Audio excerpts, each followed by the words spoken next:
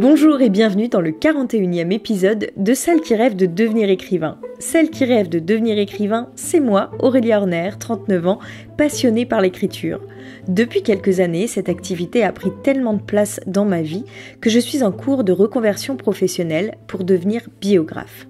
Par ailleurs, j'écris des romans, j'ai plusieurs projets en cours d'écriture, mais actuellement je travaille essentiellement sur une comédie dramatique qui s'intitule provisoirement, et c'est le cas pour tous mes projets en cours d'écriture, et c'est comique, sur les hommes de ma vie. L'histoire d'une préado qui découvre l'amour. Pour m'aider à travailler mon texte, j'ai souscrit à un atelier d'écriture dans le cadre duquel je suis accompagnée par une éditrice et où je bénéficie de masterclass régulières. Le concept de ce podcast, une sorte de journal de bord dans lequel je m'enregistre spontanément pour partager avec vous mon travail, mon expérience, mes problématiques, mes réflexions et mes humeurs autour de l'écriture. Dans cet épisode, je vous parle de mes chapitres 14 et 15, de la longueur de mon texte, de personnages, de contexte, de climax, de travail préparatoire, d'effets de réalisme, de club d'écriture, de lecture, de comparaison, d'enjeux, de mon atelier d'écriture, de films, de plaisir, de genre et de bien d'autres choses. Tout de suite, retour en juin 2023. Bonne écoute à vous!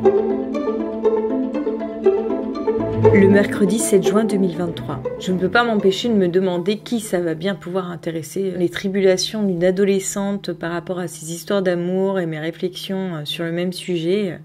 Bon, je sais pourquoi je suis dans cet état d'esprit aujourd'hui. C'est que j'ai bien travaillé ce matin, mais disons que le chapitre 14 n'est pas passionnant. Après, il faut que je me dise, c'est une première version, il faut que j'en écrive d'autres pour trouver la forme adéquate. Je réfléchis toujours quant à raccourcir mon texte, mais d'un autre côté, j'en suis au chapitre 14. Il se termine à 100 pages et en tout, j'ai une trentaine de chapitres. Donc en fait, ça ferait 200 pages. Ça me semble pas énorme non plus comme texte. Même si c'est un format A4, ça me semble quand même raisonnable, quoi. Je crois qu'on en est à 40 000 caractères, donc au final, ça ferait 80-90 000 caractères. Mots, pardon, pas caractères. Oui, bon, du coup, on serait à une taille à peu près équivalente de l'Inde de Suraj, encore une fois. Mais bon, peut-être je suis pas capable de faire plus court. Et est-ce que c'est si gênant que ça? J'ai peut-être besoin, comme ça, de me déployer sur autant de pages. J'en sais rien. Couper mon roman en deux, je trouve que ça enlèverait quand même du sel à mon roman. Je suis pas chaude pour faire ça. Autre problématique, il faut aussi que je déploie toujours plus mes personnages secondaires. Je trouve qu'ils restent quand même assez ternes. Peu à peu, j'écris la biographie des parents, j'essaye de savoir qui ils sont, je leur ai trouvé un petit peu des objectifs, des problématiques dans leur vie, même si, comme l'histoire est écrite du point de vue d'Apolline, mon personnage principal, elle voit pas trop ce qui se passe dans la vie de ses parents, surtout que quand on est adolescent, on a tendance à être complètement auto-centré, et en plus chez elle, c'est très exacerbé. Ce qui fait qu'elle voit pas tellement ce qui se passe dans la vie de ses parents. Mais il pourrait quand même se passer des choses que je suggère qui permettent de comprendre qu'en arrière-plan, la vie continue. Sur ce, je vais m'arrêter là pour aujourd'hui. Je ne sais pas trop quand est-ce que je ferai ma journée écriture, peut-être vendredi. En tous les cas, aujourd'hui, je suis bien fatiguée. Ou peut-être demain. Demain, j'ai mon atelier d'écriture le soir, donc ça serait dans la continuité. Pourquoi pas? Mais c'est juste que c'est vrai que j'aime bien travailler mon texte après avoir eu les retours de l'éditrice. J'espère qu'elle va nous dire un peu plus de choses que la dernière fois. Là, je lui ai envoyé jusqu'au chapitre 8 et j'ai travaillé jusqu'à mon chapitre 14. Même si mon chapitre 14 n'est pas encore prêt, je pourrais lui envoyer jusqu'à mon chapitre 13. Le but, ça serait qu'elle puisse relire tout mon texte avant que j'ai fini l'atelier. Moi, j'aimerais bien avoir un retour global sur la totalité de mon texte une fois que j'ai fini de l'écrire. Qu'elle puisse me dire, peut-être ça c'est en trop... ça, tu développes pas assez, ce genre de choses. Je ne sais pas si à ce rythme-là, c'est ce vers quoi on tend. Ça me semble un petit peu compromis, parce que là, il reste jusqu'à mi-juillet, un mois et demi, ça va venir vite. Si tous les 15 jours, on ajoute 2 chapitres, moi, il m'en reste 15 à peu près, 15-16 à lui envoyer. Je n'aurai jamais tout envoyé avant la fin, à moins que les dernières fois, le rythme s'accélère. Peut-être aussi que Elle fait en sorte que l'écart entre nos progressions ne se creuse pas trop. Parce que là, dans mon groupe, il y a une personne, par exemple, qui n'a toujours pas commencé à écrire, une autre qui a fait le premier jet de ses premiers chapitres, mais c'était la première fois qu'elle les envoyait à l'éditrice. Donc lors du dernier atelier, c'était les premiers retours concrets qu'elle lui faisait sur son texte. Et il y en a un troisième qui, lui, a repris tout son texte à la base parce qu'il était parti dans une mauvaise direction. En gros, on est 2 à être un peu plus en avance sur le reste du groupe qui avançons plus vite que la moyenne. Le jeudi 8 juin 2023. Étant donné la dynamique dans laquelle je suis aujourd'hui, je pense faire de cette journée ma journée d'écriture. J'aurais bien aimé la faire demain, mais je ne sais pas de quelle humeur je serai, ni dans quelle dynamique. Donc je préfère profiter d'un élan positif pour travailler au maximum sur mon texte. Ces derniers temps, j'ai un petit peu changé ma méthode de travail. Il me semble que je ne vous en ai pas encore parlé. Avant de m'attaquer aux nouveaux chapitres, qui sont déjà écrits, puisque la plupart d'entre eux sont des reprises de mon ancienne version, même si ça a beaucoup évolué depuis que j'ai commencé cet atelier, je réfléchis aux chapitres. D'abord, j'écris le contexte. Puisque mes scènes sont éloignées dans le temps, il faut que je sache où en sont chacun de mes personnages. Et donc j'écris, parce que moi c'est ma manière de réfléchir, mais je pourrais tout à fait le faire à l'oral, j'écris sur là où en est chacun de mes personnages, qu'est-ce qui se passe juste avant la scène pour eux, pour pouvoir avoir une vue d'ensemble sur le contexte dans lequel va se dérouler le chapitre pour oublier aucun des fils narratifs. Là j'arrive à un chapitre d'importance, qui est le chapitre 15, qui serait le climax de mon histoire si j'avais décidé d'arrêter le roman plus tôt. Mais bon, en y réfléchissant hier, je suis pas sûre d'en avoir très envie. Toujours est-il que du coup, c'est quand même un chapitre d'une grande importance où il y a beaucoup de choses qui vont se passer. Il y a beaucoup d'éléments qui vont s'entremêler, donc faut pas que je me loupe pour que ce soit parlant pour un lecteur. Donc là, je passe beaucoup de temps à le préparer. J'ai déjà écrit tout le contexte dans lequel se trouvait la sœur de mon personnage principal. Là, je suis en train de parler des parents. Après, il va falloir que je parle des copines de mon personnage, des copines de la sœur, d'autres personnages qui vont avoir une importance dans ce chapitre. Donc il y a pas mal de choses à mettre en place, ça va être un peu long cette préparation, alors que j'ai qu'une hâte, c'est de me lancer dans l'écriture. C'est un peu ça mon problème, toujours j'ai envie d'avancer vite, mais c'est ce qui fait que j'ai tendance à bâcler certaines étapes et après, de toute façon, je suis bien obligée d'y revenir. En ce moment là, je suis en train de lire Betty de Tiffany McDaniels, c'est vraiment sublime, elle écrit trop bien. Bon, il y a des scènes d'une extrême violence, d'une extrême dureté. Je pense que c'est pas facile à lire pour tout le monde. Bon, moi, j'ai pas de difficulté à lire des passages qui vont si loin dans l'horreur parce que je n'ai pas de traumatisme en lien avec ce genre de scène. Je pense que c'est pas simple à lire pour tout le monde. C'est très, très fort. Et surtout, ce que je remarque dans cette histoire, c'est que l'autrice raconte l'histoire de sa famille et elle se glisse dans la peau de sa mère pour raconter cette histoire. Donc déjà, le procédé est particulier, mais en plus de ça, elle a vraiment mis en dramaturgie. C'est un vrai roman. C'est pas un témoignage ni une biographie. Il y a vraiment une mise en scène dans chaque chapitre. Et le roman évolue d'un chapitre à l'autre, espacé dans le temps. Un peu finalement comme j'essaye de faire dans mon essai comique. Sauf que elle maîtrise si bien son univers, le contexte dans lequel se déroule la scène, les lieux dans lesquels ils vivent, tous les personnages principaux et secondaires. Elle a une idée tellement claire et précise de chaque chapitre que c'est hyper riche et profond.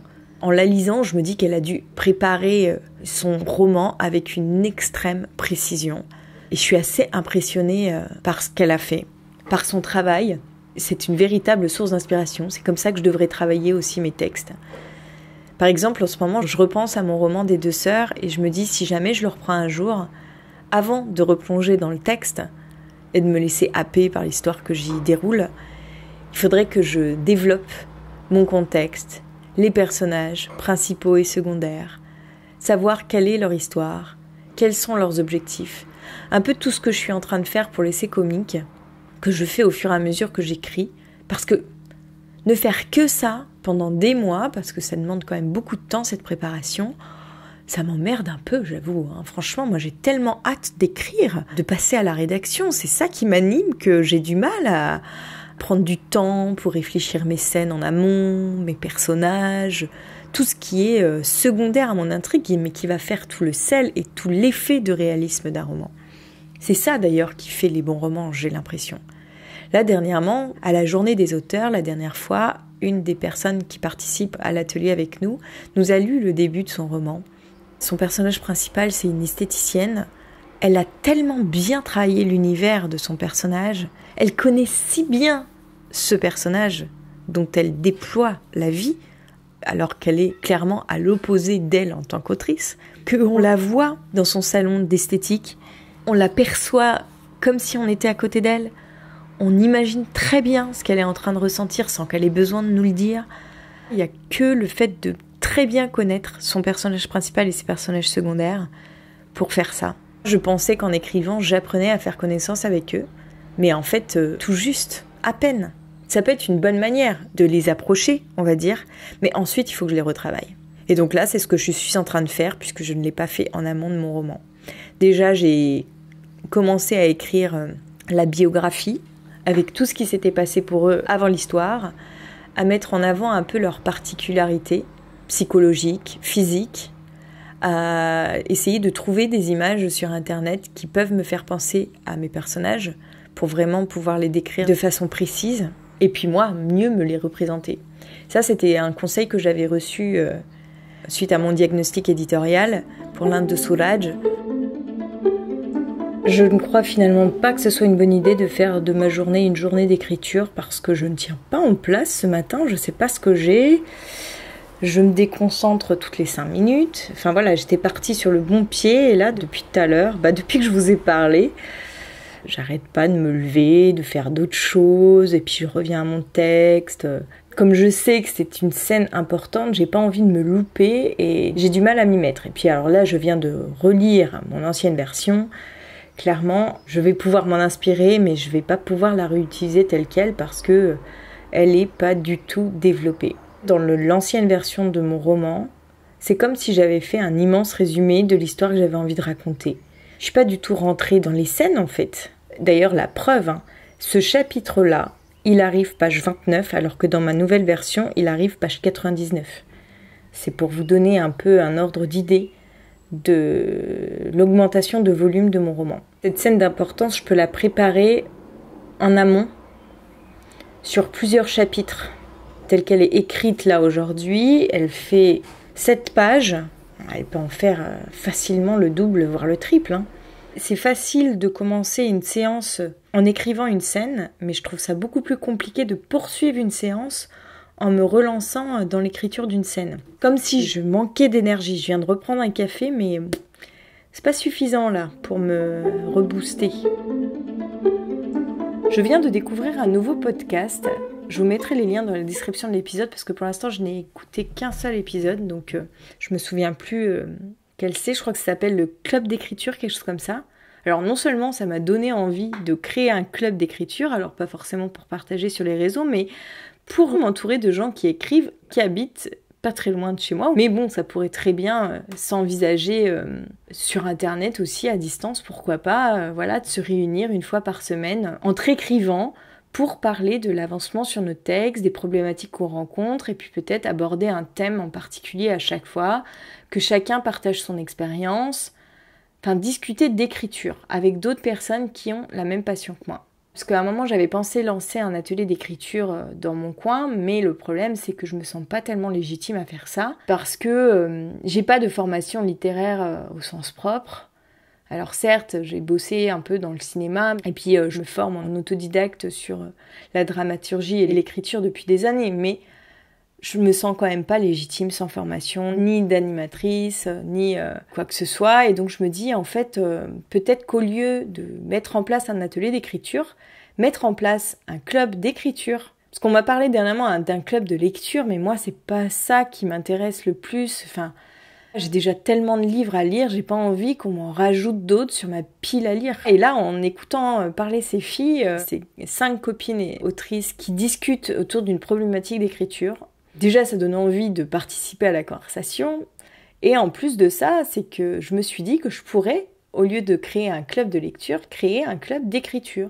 Comme ça, directement, je touche des personnes qui écrivent. Celles qui viendront pour pouvoir discuter autour de l'écriture, c'est qu'elles écriront elles-mêmes et qu'elles auront envie. Et ça peut être l'occasion de partager un texte une fois, ou ce genre de choses, quoi. Il faudrait voir un peu comment mettre ça en place. Bon, je viens juste d'avoir l'idée, hein. Comme toujours, quand l'idée débarque, je suis hyper enthousiaste. Je me dis, ah ouais, mais c'est exactement ce qu'il faut faire. Et puis après, une fois qu'il s'agit de passer à la réalisation concrète des choses, c'est plus compliqué. Là, je suis un petit peu déprimée aujourd'hui autour de mon écriture parce que je me rends compte que tout ce travail de construction, de recherche, c'est quand même pas ma partie préférée et il faut que je m'y colle, quoi. J'ai pas tellement le choix. Puis je pense aussi que je suis très influencée par ma lecture du moment. Alors pas influencée, mais écrasée sous le talent de l'autrice que je suis en train de lire en ce moment, qui est Tiffany McDaniel dans son livre Betty. Je me dis, mais... Enfin voilà, moi c'est ce vers quoi je tends en plus drôle, voilà. Moi j'aimerais faire un peu ce genre de roman, surtout que là ça m'évoque un peu mon propre roman, parce que la narratrice est une petite fille, c'est raconté de son point de vue à elle, avec les yeux de l'enfance, les yeux de la naïveté et tout ça, et en plus ça travaille avec du matériau autobiographique, donc il y a quand même beaucoup de choses qui me rappellent à mon propre roman, sauf qu'elle, elle le fait trop bien, que moi à côté je trouve ça tellement nul. Donc bon, voilà, je sais, il faut pas se comparer. Et puis ça se trouve, elle a 10 fois plus d'expérience. Enfin voilà, moi les autrices qui m'animent, je dis les autrices parce qu'en l'occurrence là ce sont 2 femmes. Un livre que j'ai adoré, mais que j'ai mis du temps à lire quand même. Quoique ça dépendait des passages. C'est L'amie prodigieuse d'Elena Ferrante. Je suis hyper admirative de son travail. C'est d'une telle finesse au niveau...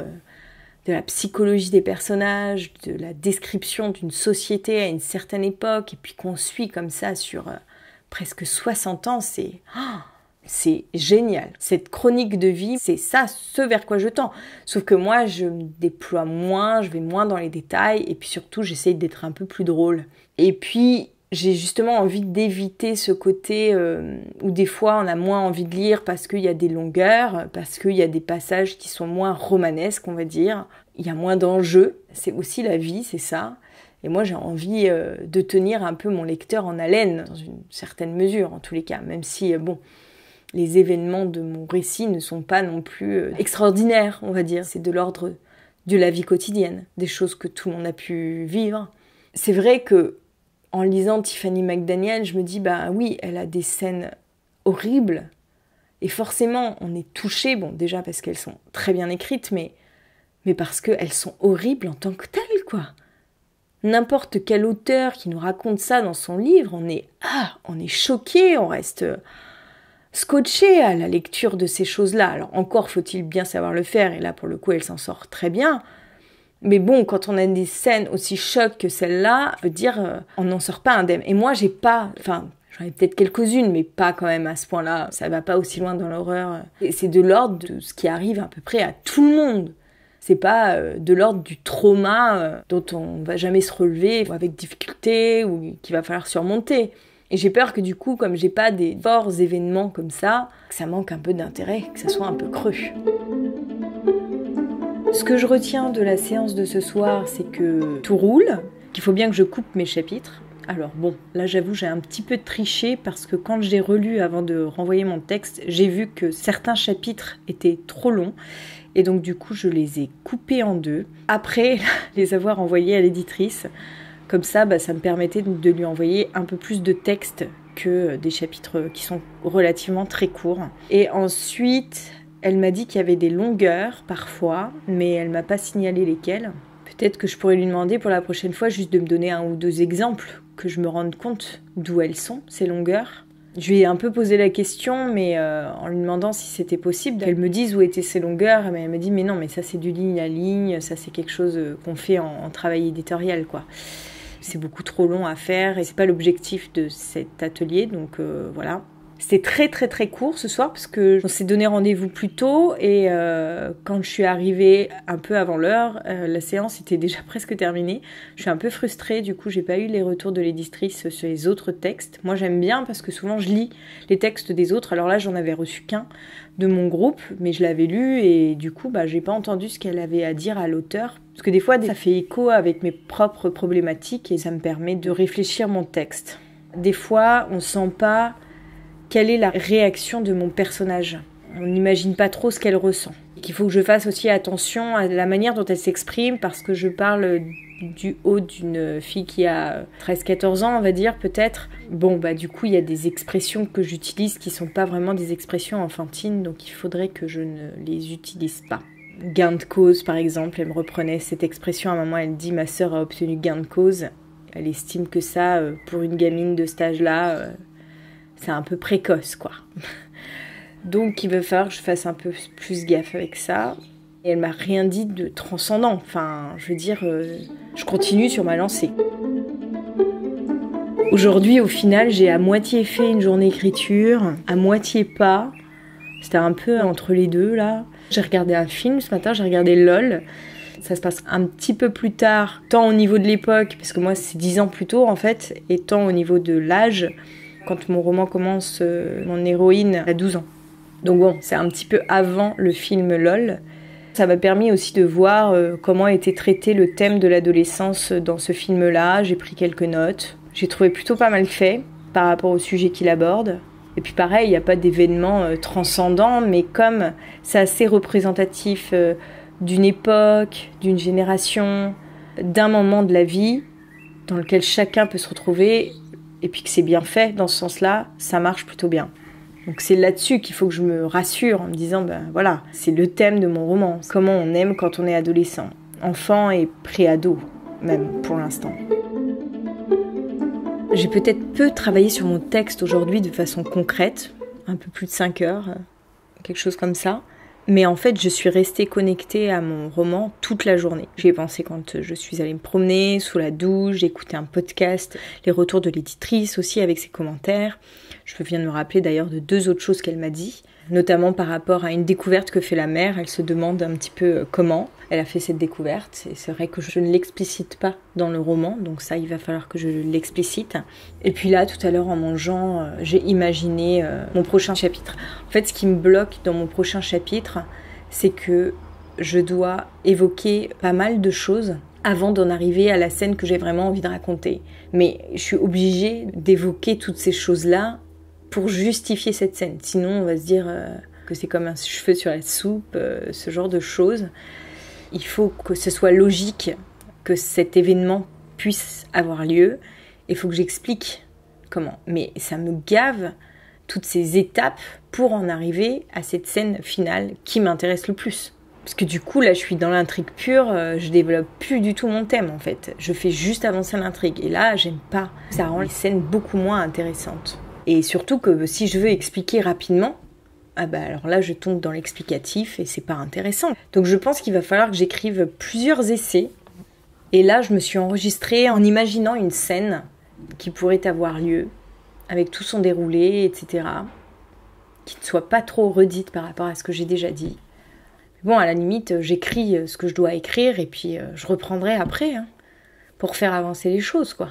Comment je passe du point A au point B. Peut-être qu'en écrivant, je vais avoir d'autres idées qui vont venir. Donc voilà mon blocage du jour. Plus je travaille sur ce texte, et j'ai l'impression, moins je l'aime. Moins il me ressemble. C'est pas qu'il s'éloigne de ce que je voulais dire, parce que je pense qu'on est un petit peu toujours dans la même logique. Mais il me prend la tête, quoi.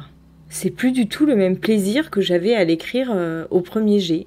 Mais bon, l'écriture, c'est pas juste un plaisir. Il y a le premier élan qui peut être de l'ordre du plaisir, et puis après, le reste, c'est un peu moins plaisant.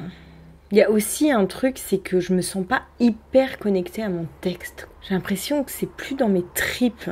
Comme quand je l'ai sorti la première fois de moi, là c'est très intellectuel, il n'y a plus d'élan vital à l'écrire. Je me demande si ça peut donner quelque chose dans ce sens-là. J'ai réussi à faire un tout petit passage dans cet état d'esprit un peu d'élan vital, mais le tout est fade, c'est fade.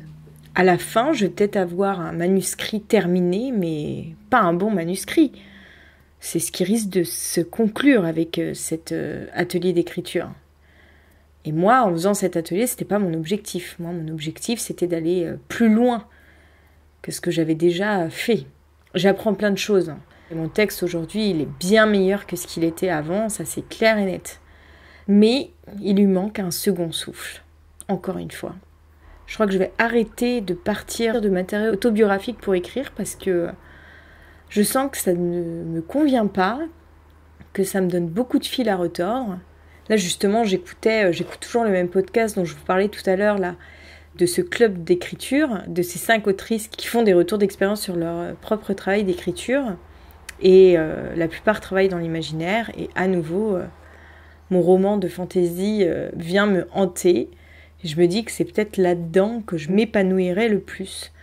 Et peut-être commencer par quelque chose de simple, avec lequel je me sens capable avant de m'attaquer à une matière aussi complexe que l'est la littérature blanche basée sur ma propre expérience de vie. Ce qui est compliqué avec mon texte, c'est que je suis toujours en train de me juger. C'est ce que me reprochait d'ailleurs l'éditrice la dernière fois, en estimant que ce que j'écris ne va intéresser personne. Mais quelque part, j'ai quand même le sentiment de voir assez juste sur mon texte. C'est-à-dire que, voilà, je suis capable de dire que mon premier chapitre est très bien. Je pense que ça va donner envie à n'importe quel lecteur, et même un éditeur, pourquoi pas, de lire la suite, mais qu'ensuite ça retombe.